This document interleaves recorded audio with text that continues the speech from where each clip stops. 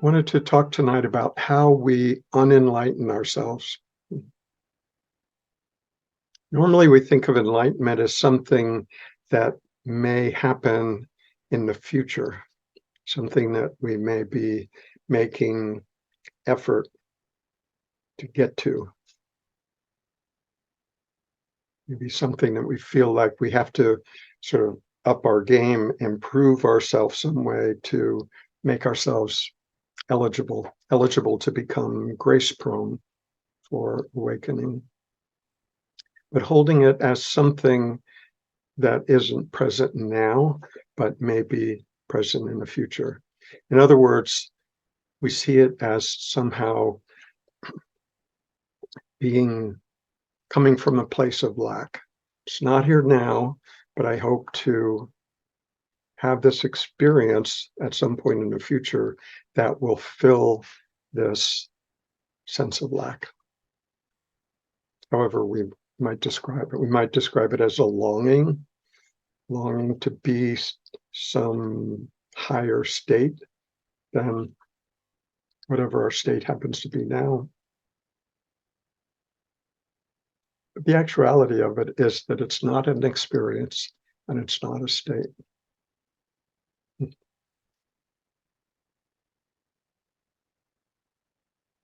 So in 17th century Japan, Zen was prominent, Zen Buddhism, and there was a Zen master at that time. His name was Bankei, Bankei, who was quite popular and attracted large audiences. And his teaching was very singular, and his teaching was, you are the unborn. So to understand what he meant by the unborn, we sort of have to look at what we mean by being born. Yes? So being born means coming into form, right? You know, baby is obviously born into this life, so we have the birth, a certain lifespan, and at some point a cessation, a death, an ending of that lifespan.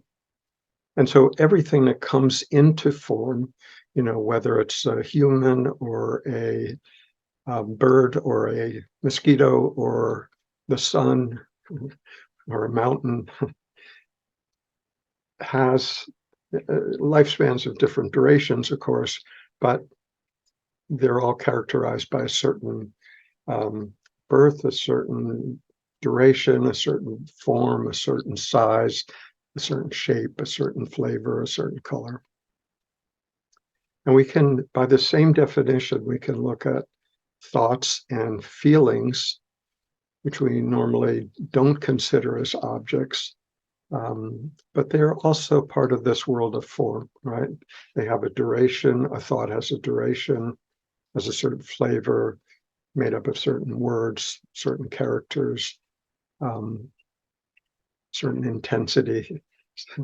So it has a form. Feelings the same, sensations same, right? So we can look at anything that exists within this world of form. In other words, anything that we can see, hear, taste, touch, feel, think.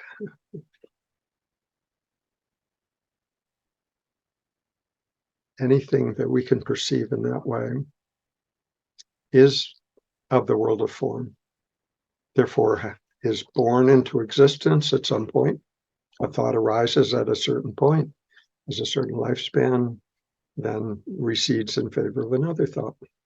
A lifespan, birth, life, death. Right. So that's what we mean by born into existence, born into the world of form. And so what does Bankei mean by the unborn? That which doesn't come into the world of form, doesn't come into existence in that same sense. Never takes on the attributes of form. Mhm. So there's only one thing that qualifies as the unborn, and that's just this capacity to notice, to be aware, to be conscious of. You might call it spirit if you want. Bankei calls it the unborn. That innate life force that is present in all sentient beings, including all humans, already from the get-go. We don't have to create it. We don't have to attain it. We don't have to be worthy of it. We don't have to meditate our way there. We don't have to understand it. We just have to recognize it. And the good news is that it's already happening. It's already what is present for everything that happens in your life. It's that capacity to be knowingly present for whatever's happening. So that's what he means by the unborn. And it sort of turns the whole idea of questing for enlightenment on its head. Because as I said from the start, we tend to think of enlightenment as distant, as something that we have to work towards, and that at some later point it may be revealed to us, but it's not present now. And Bankei just turns that completely on his head and says, you've been enlightened since birth, probably before. Or we can just talk about this lifetime. As consciousness, present for this body-mind form that we were blessed with. And so Bankei sees that innate consciousness, that innate capacity that we all have in equal measure. He sees that as the fundamental state of enlightenment. So then the question is, well, it doesn't feel like that. But the question then is, well, if that is true, if the enlightenment is there from the beginning, never absent, always present, without having to earn it or be worthy of it, then the question is, well, what am I doing to prevent me from seeing that? It's a good question, right? So that's the question. What am I doing to unenlighten my innate sense of Buddha nature? Bankei called it the unborn. So he sees that as a very fluid thing. It's not like a one-time seeing. It could be, of course, but very rare. But he sees it more as a moment-to-moment thing, like we might be enlightened at one moment. In other words,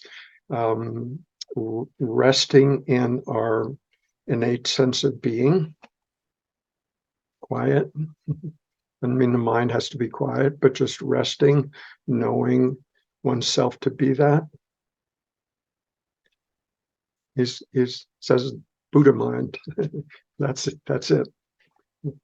And then we might get caught up in something that we feel like we need to insert our opinion, decide who's right or wrong, how things should be or shouldn't be, how the world should be, how I should be, how the other person should be, etc. And that belief thought pulls us out of enlightenment. Not permanently. It's not like a mortal sin, or it's just like we get pulled out of our fundamental nature. for we don't know how long. Maybe a few minutes, maybe a few hours, maybe the rest of our life. We don't know. And then for whatever reason, this innate sense of the unborn, our innate Buddha nature, might bring us back to awareness of what we truly are. And then we come back and rest there. Beautiful. So he sees it as a very fluid thing, and he's a very sort of plain-spoken, practical Zen teacher, not obscure in any way. Probably the least obscuring Zen teacher you'll ever run into. He didn't use koans, he didn't quote Buddhist scripture, he just pointed over and over again to this unborn nature that is already fully complete in all of us. And just directing our attention back to that.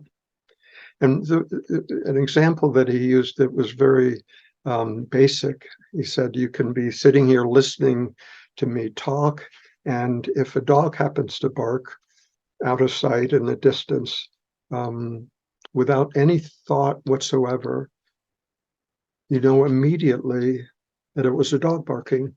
You didn't have to wonder whether it was really a bell or a dog or a bird, or you just knew immediately without any thought, instantaneously, that a dog's barking, right? Even though you weren't waiting to hear a dog bark, you were listening to the talk, but that unborn nature was receptive to the degree that anything that arose within that field of awareness would be perceived. So very, very simple, very direct. We also had another example of sort of the fluid nature of this unborn beingness. And he used the example of a woman just sitting in her house by herself, sewing, and contented. Thoughts may or may not be happening, but she wasn't concerned, distracted by them. She was focused on her sewing, contented to do that, fully residing in her unborn nature, true self. And then a neighbor walks in and has a story and is upset about something. And this woman at first remains with her sewing. She hears the words, of course, but she's not drawn into the drama of it. She's present for the words, hears them, but remains firmly seated in her own beingness, still enlightened. And then at some point, there's something in the neighbor story that's so compelling that this woman gets drawn in. Suddenly she has an opinion. She has something vested. She wants to make a point. And moments later, she realizes that she's been pulled into the drama. The equanimity and contentment that she was experiencing just moments before is lost. Unenlightened. And then she might recognize, okay, I've gotten caught in this drama, I've gotten upset by it, and I regret having done that, but that's what happened. And so in this still mental activity of loss and regret, I still can't quite find my way back home. Not forever, but it might take a little while to settle back down long enough to recognize that what is always present is still present. So just from this very simple story, perhaps we can see just on a day-to-day basis how we unenlighten ourselves. There might be moments of peace, tranquility. The mind may be busy or not, but if we're not, if we're attentive enough that we are not hooked by whatever that thought process might be, then it's just background noise. And we can remain firmly present to what's really happening.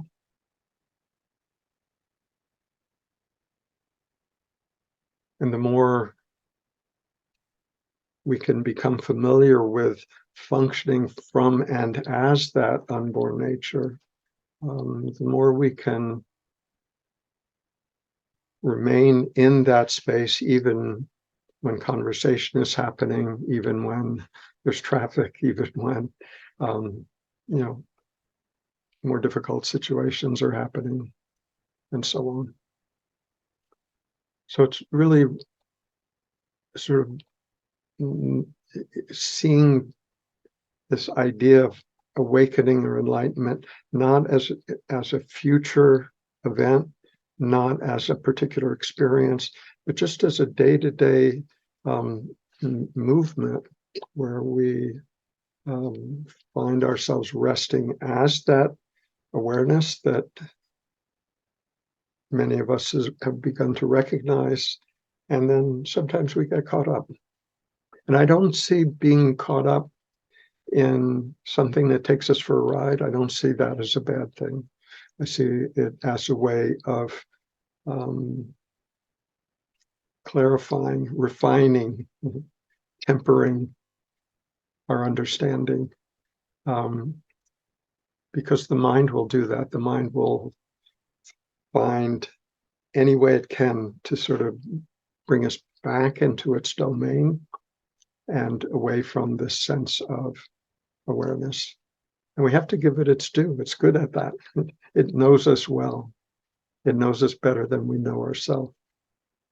So it is an adversary, but it is an adversary that is helpful because it, like I say, refines our understanding. Every time we get pulled away, we get another chance to see, oh, okay, that was the hook. that was what managed to pull us back into suffering. So in Buddhism, they have a term they call the three poisons. Three poisons are just things that pull us out of that unborn nature.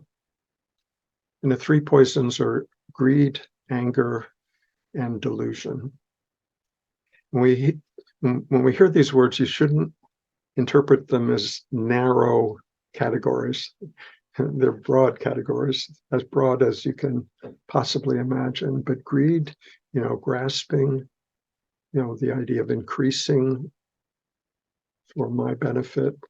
Anger, we're familiar with, but all the flavors of it, resentment, hatred, unforgiveness, etc. And delusion is, ideas, beliefs, fascination with our mind, believing that the mind will serve up ultimate answers for us, and so on.